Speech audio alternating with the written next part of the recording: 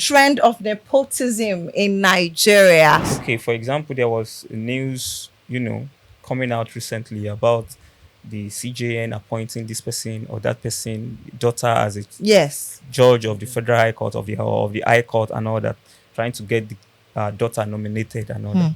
Now, let's look at a situation whereby an organization or an individual that is interested writes a petition or a letter Yes. against that process, and maybe probably to the NJC as the governing body of the judiciary in Nigeria. Now, this said person, the CJ and the Chief Justice of Nigeria, is the chairman of the NJC. At the end of the day, your complaint It won't make is it to going light. It's is, going back is to coming his to his desk. table. I may not call it nepotism in the real sense of what nepotism is, because they are not appointed to do anything, so to say. But it's an abuse of protocol and also abuse of the power that he has or his position as the president. If I'm enjoying a particular process, and I'm the one implementing that process, I would make sure that I trample down any law that comes up to Want to stifle. yeah, exactly, to prevent me from Yes. carrying out that process. So that's the unfortunate situation, that those in leadership who should actually ensure that laws and processes and principles are implemented Yes. according to the spirit and letters, and the ones who are actually circumventing the laws and those processes. It's like Yes. opening a Pandora's box. If he, a beneficiary of something, now wants to fight Clamp against down, that yeah. same thing, people will point fingers at you and say, They will there was remind this. him of his own There was sorry, this is not about nepotism, but something very funny happened in the House of Assembly recently, that one House of Rep member, or is he a senator, Was accusing others of I 500 was not million. there. I You were, was- you were there. Check the records. You were there. I was not there. Check Exactly. the record. So he was trying to criticize that move. Others were now pointing fingers at, but you were there when this thing We happened. all were, We were all here.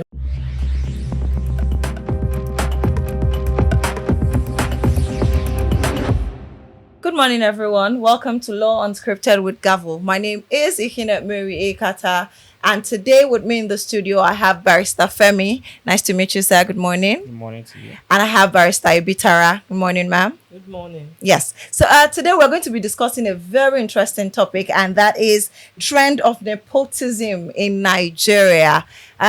First off, what is nepotism? Let's start with that. Barrister Femi. Okay. I don't know. I don't have a dictionary Meaning? but Yeah. at least from my own little understanding, I think nepotism is when you make appointments or you employ someone based on that person's closeness to you or Yeah. personal affinity to you, instead of maybe competence Okay. or other factors that connote competency or efficiency. Okay. Yeah. So that's it. All right, ma'am.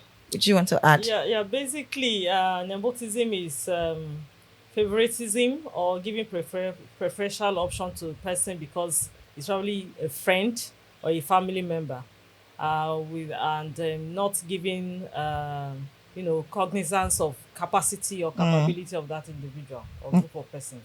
Look at the current trends that is going on in the judiciary now. The CJN purportedly or allegedly appointing his children, his brother, and all those stuff. And the thing about this thing is that maybe it will come up in the course of the conversation, is that there are ways whereby they justify some of these things, like they justify the appointment of these persons. Wow. Yeah. So, ma'am, what do you have to?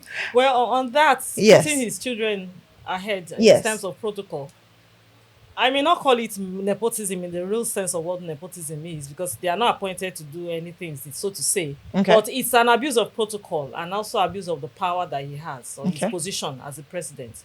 I wouldn't understand what official role his children, those two gentlemen, were supposed to be playing. Yes, at the and time. how they needed to be placed, first after him. Yes. In terms of protocol, we've seen that also play out here at some point in Oyo State.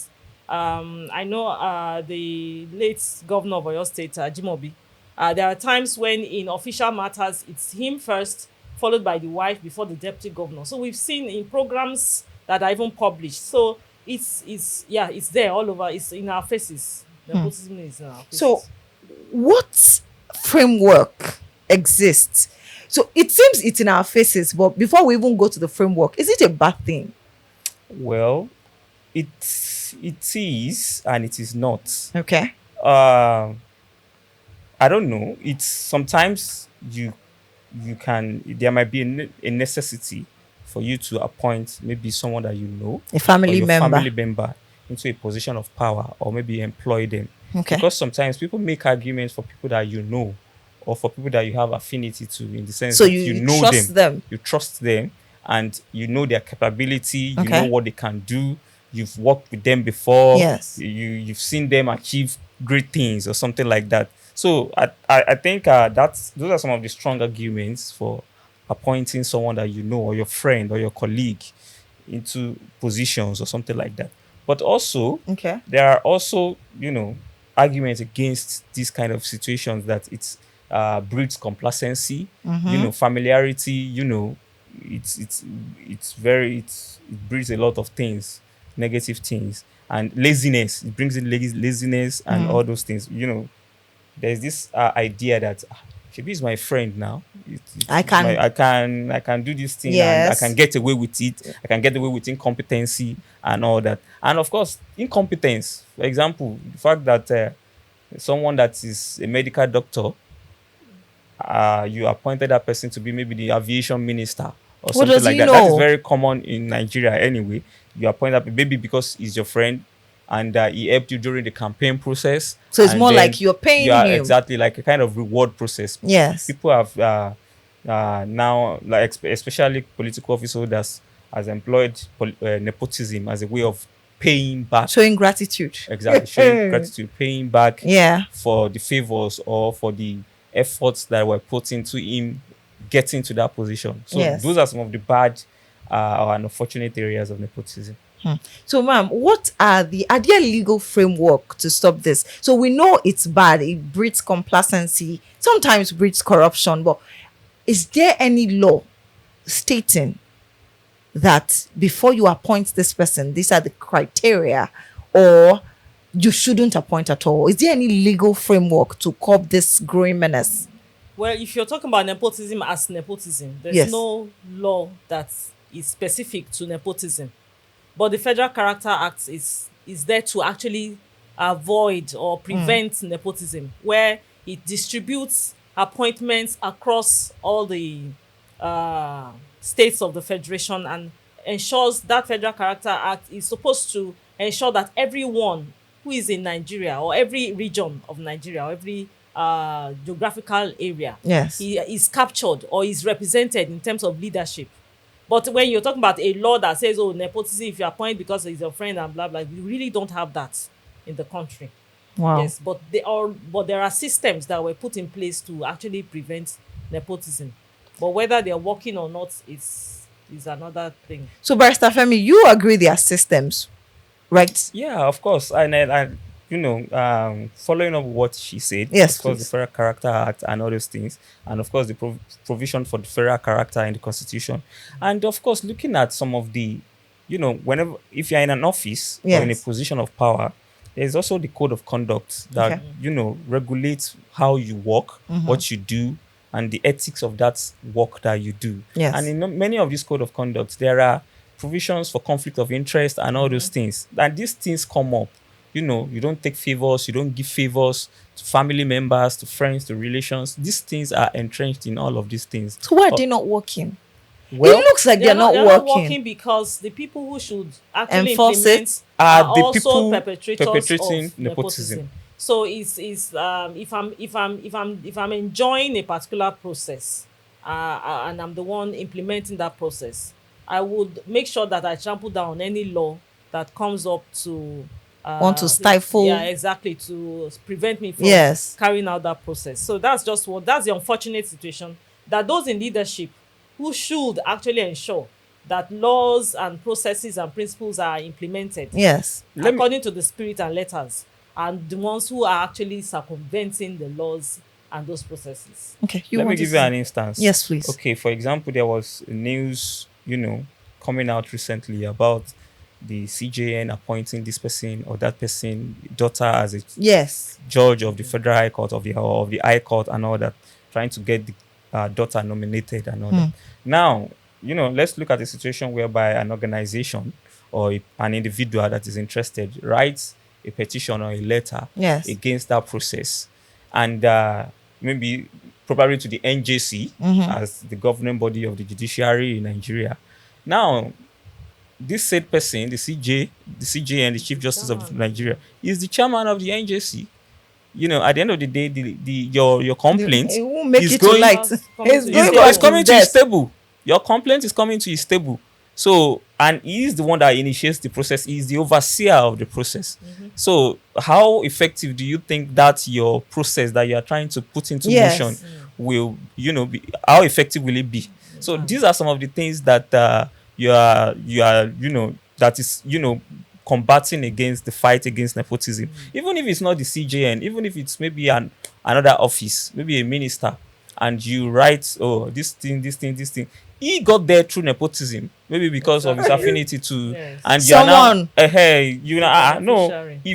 If I institute something like this, the whole thing can come crashing down. It's like Yes. opening a Pandora's box. If he, a beneficiary of something, now wants to fight Clamp against down. that same thing, people will point fingers at you and say, They will there was remind this. him of his own There participation. was. Sorry, this is not about nepotism, but something very funny happened in the House of Assembly recently. That one House of Rep member, or is he a senator, Was accusing like, others of I 500 was not million. there. I You was- were there. oh, Check the records. You were there. I was not there. Check the Exactly. record. So he was trying to criticize that move. Others were now pointing fingers at, but you were there when also this there. thing We all happened. were. We were all here. Wow. So Okay, yeah. so let's go now into the disadvantages of nepotism. They play out almost everywhere in our states. I was reading Governor Adeleke out of appointed 31 offices to Ede, and people were asking 31 positions is going to one local government that is not even the biggest in the state. What are the disadvantages of playing this card of nepotism? Let's start with you, Mami Bitar. Well, first, the issue of equality is undermined. It places some persons above others in terms of what's supposed to be equally ours, what's Yes. supposed to be beneficial to everyone. It does not provide a level playing ground for competition, and especially in employment where you're looking for the best in terms of both academic qualification and experience Yes. and skills. It completely waters it down and makes total just puts it to the ground that you don't really need to be qualified. You just need to be connected. You understand? So it puts connection above Qualification. qualification and the merits. And then, of course, you are going to end up getting very weak institutions will arise at the end of the day, because those who are manning or who are the aims of those institutions are not persons of integrity. They don't have capacity, they don't have knowledge and skill to actually run an institution. You've placed them there. So the process that they followed in getting there, the same process they will implement or adopt in all, carrying out their day-to-day activities in terms of vendors to the institution, who are those who are coming to, they are awarding contracts to. They're also going to be his friends and relations. So it's a chain, and it goes on and on and on. And then, of course, if it has to do with production of services or goods, then you're going to be having low quality services, low quality goods, because persons who are at the production line are not persons who would observe standards, because they are not qualified to be there in the first place. Okay. So, and then, of course, sustainable development at the end of the day is suffering. Okay. So you mentioned that it's a chain. It goes on and on. Barrister Femi, how do we break this chain? As citizens, how do we nip this in the bud? Well, I think the only way that I see is through constant conversations around it and advocacy against it.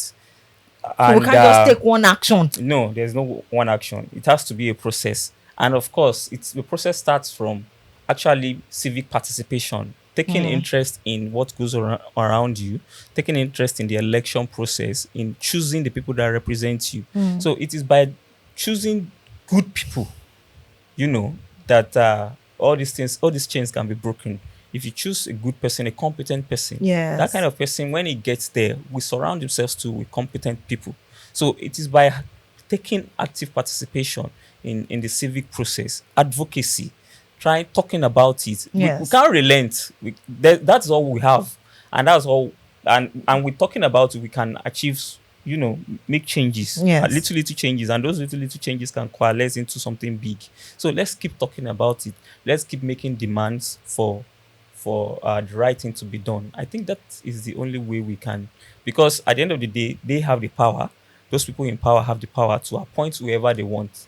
And at the end of the day, what we can do about it is advocating against it, talking about it. Fine, there might be some changes, little Yes. changes, but changing it from the ground up, from the grassroots, it starts from that small process of civic participation, taking ownership of electing the people that eventually gets to Gets there. represent us. Ma'am. Yeah.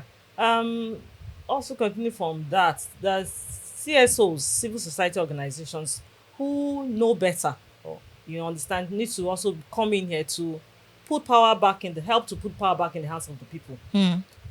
The people have the number, they outnumber the leaders, Yes. and so the issue of holding them to account, but the people themselves need to be empowered.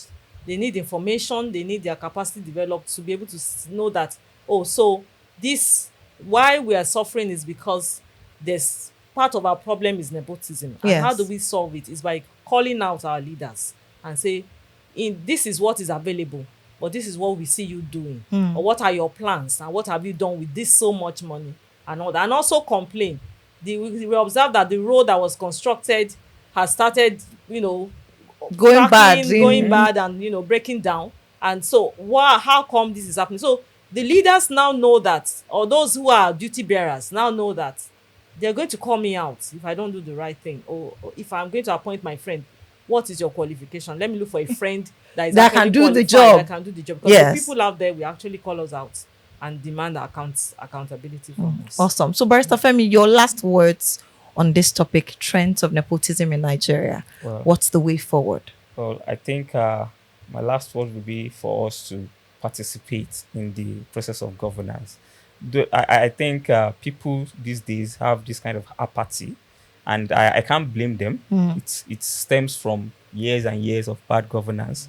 But at the end of the day, we shouldn't be tired, because it is when we break the chain at the grassroots, Yes. that is when we now see changes, and we put a stop to nepotism. So I still want to tell everyone to participate in the civic process, to take ownership of governance and participate. Thank you.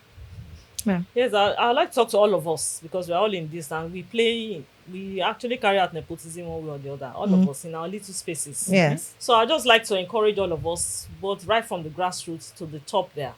Let's just adopt, lay down procedures and rules as they are in the books. Let's obey the letters and the spirit of the regulations that are there. There's a saying that it's better to be regulated by laws than by the emotions of humans. Yeah, so let's just follow the books. What has been laid down, the right thing to do. Let's do the right thing, and then we should.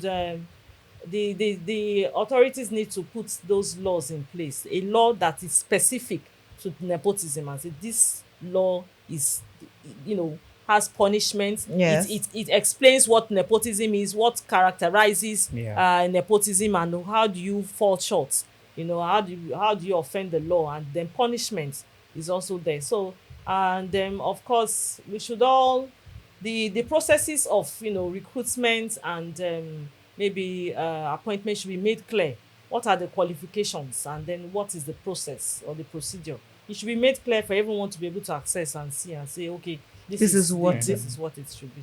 All right. Thank you so much, ma'am. Thank you so much, sir. We have come to the end of this episode of Law Unscripted with Gavel. My name is Ihina Kata, and I had in the studio Barrister Femi and Barrister Ibitara. Thank you so much for joining in. You're welcome. Don't forget, this program is brought to you by Citizens Gavel, and we deal with everything legal. So if you have any questions, if you have questions to ask, you have issues legal issues, please reach out to us on all social media platforms. You can also use our Podus AI to get answers to all of your questions. Till we meet again, I am Ikine Mary Ekata. Thank you so much for watching and thank you for joining me. Yes, Thank my you. pleasure. Thank